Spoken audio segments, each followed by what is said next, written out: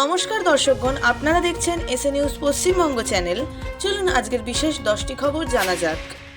2019 সালের বাপ্তি বিজেপি কর্মী হত্যা মামলায় হাইকোর্টের নির্দেশে সিবিআই তদন্তে নেমেছে।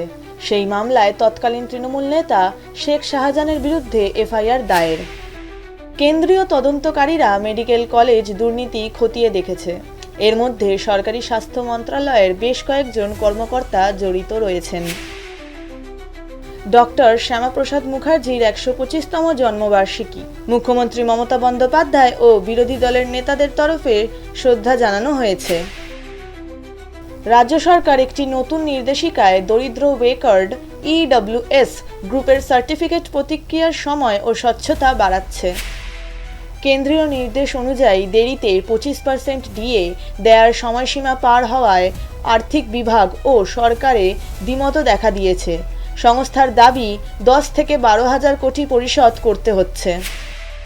পূজা অনুযায়ী 6 কিংবা 7 জুলাই রাজ্যে এবং স্কুল কলেজে ছুটির সম্ভাবনা রয়েছে। চাঁদ দেখার ভিত্তিতে দিন অবশ্যই নির্ধারিত হবে।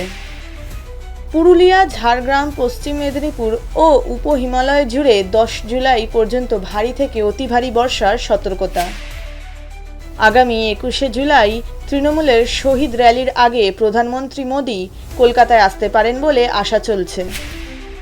কসবা কলেজ গার্ডরুম থেকে পর্নোগ্রাফি সংক্রান্ত অডিও ফাঁস এবং অপরাধীদের গ্রেপ্তার নিয়ে রাজনীতিতে তীব্র প্রতিক্রিয়া।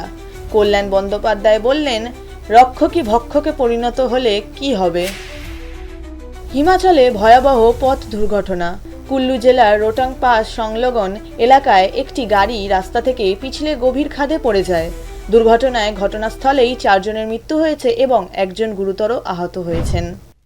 তো এই ছিল আজকের মুখ্য সমাচার। এরকমই আরও নিউজ আপডেটস পেতে চোখ রাখুন এসএ নিউজ পশ্চিমবঙ্গ চ্যানেলে। সত্য যা আপনারা জানতে চান। ধন্যবাদ।